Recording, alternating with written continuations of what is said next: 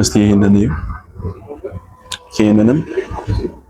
ይሄንን እንደምታውቁት ከሰሞኑ እንደ ትሬንድ ሆኖ ብዙ ማህበራቶች እየተመሰረቱ ይገኛሉ።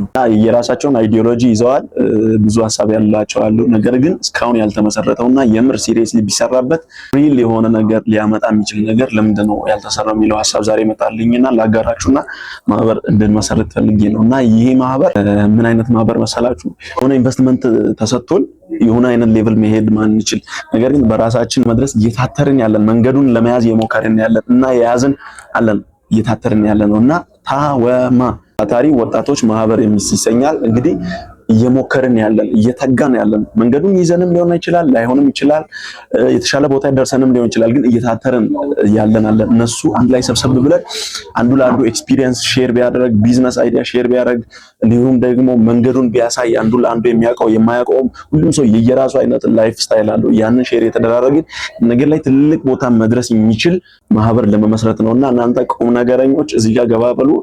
እንዲሁም ደግሞ አሉ የሚታትሩ ለነሱም ሼር አድርጉ፣ እናንተም ጆይን አድርጉ። አንድ ላይ መስርተን ወደፊት እንሄዳለን። ታወማ ከዛሬ ጀምሮ በይፋ ተመስርቷል።